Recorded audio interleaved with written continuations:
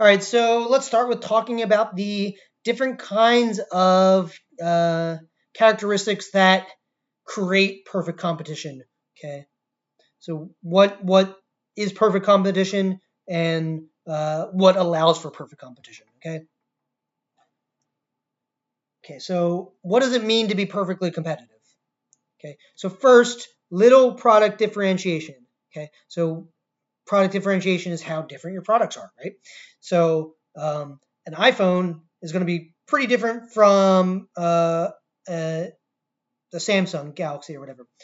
A Dell is going to be different from a Mac. Dr. Pepper is going to be different from a Coca-Cola. Okay, but there's different levels of how different they are from each other. Um, Granny Smith apple is going to be different from Red Delicious, but how different? Probably not that different. Okay, so that's kind of the area we're operating under. Two things that are more or less interchangeable.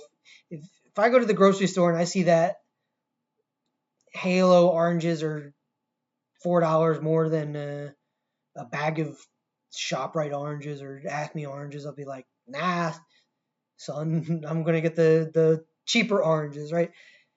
And like maybe the expiration date is going to be different, but that's not really what causes the product to be different because the expiration date isn't about the product itself so much as when it's stocked. So you'd have to have a pretty delicious orange for me to go out of my way to pay extra for the orange, right? And that's what it means to not be. That's what it means to have little product differentiation. Essentially, they're the same thing, whether it's Halo oranges or some other oranges. You don't even know the orange brands because who cares, right? The only reason I know the only reason I know Red Delicious and Granny Smith is because I taught this course before and I had to look up different apple brands. So I don't. Well, I'm allergic to apples, so that's a bad example. But who cares? Like you don't spend a second looking at the brand name for your apples or your blueberries or whatever. Okay, I'm also allergic to blueberries. So that's a bad example too. But you kind of get the point, I hope. Okay. Producers are price takers. So even though there's like an industry demand curve where if the price of apples across the board, like you go to Acme and you see that the apples section is like $1 more, you're probably going to buy less apples. But within the individual, so your demand for apples as an industry, like the consumer demand for apples as an industry, is going to be like a normal demand function, right? But for a particular firm, guess what? They have perfectly elastic demand. Okay?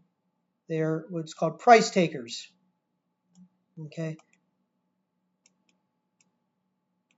So in the short run, the industry versus the firm, okay, industry is going to have a normal demand curve. The price of apples go up. You're going to buy probably a little bit less apples, right? Your quantity demand is going to go down. For a particular firm, if the price of apples unilaterally rose, so if one company decided to raise their price of apples, well, in this perfectly elastic demand curve, what quantity of apples corresponds to having a higher price? Zero apples are going to be bought from Granny Smith if Granny Smith is the only apple brand in Acme that charges a price above the rest of the market. Okay, so that's what it means for producers to be price takers. There's so many buyers and sellers that no one's going to hold influence. Even if all of the Acme brand apples raise their price, you're probably going to not buy those apples because you'll go to a food cart that has apples or something like that. Okay, so for the price to raise for apples, it's basically going to have to be industry wide. No individual firm is going to be like, I want to make profits, so I'm going to raise my price, because they're going to look like dummies because they're not going to sell anything. Because nobody wants to buy the same product for more than what the identical competitors are selling right next to it, right?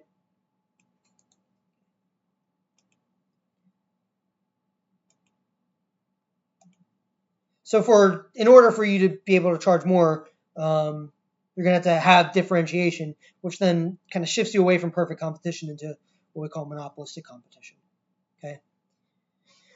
So if there's no product differentiation, producers are essentially consigned to one price that is essentially the market price. Okay. And your demand is basically going to be perfectly elastic for each firm, but not on the industry level. Industry level is going to be, whatever the elasticity for apples as an industry is. Okay, it's not going to necessarily be perfectly elastic. If every Apple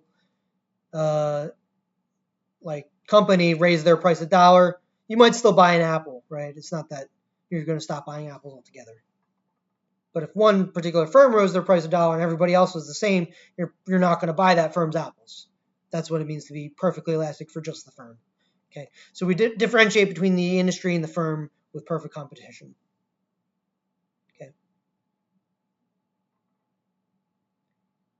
Okay, there's free entry and exit.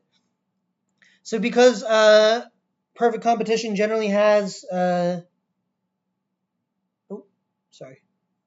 because perfect competition generally has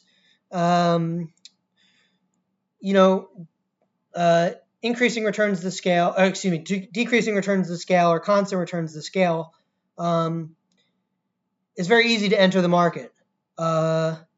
So the fixed costs are going to be pretty low. In order to be an apple producer, really you just need to know somebody who has an apple farm, or unless you are the apple farmer, and you just need like a little store, like a little food cart or something, or just a table where you can sell your apples outside, right? There's very little fixed cost in order to become an apple seller. Okay. So it's very easy to enter the market. And then let's say there's a lot of people who enter and the price of apples decreases and it's above your cost. Well, it's very easy to exit the market too. You just, pack up your little table with your apples. You stop buying apples from the farmer and you put your table to use somewhere else, maybe a different industry, or maybe you put it in your house. Okay. So very, very low fixed cost, very easy to exit, very easy to enter. Okay. I want to correct myself here. Fixed costs don't determine whether you exit. Okay, that's a sunk cost argument.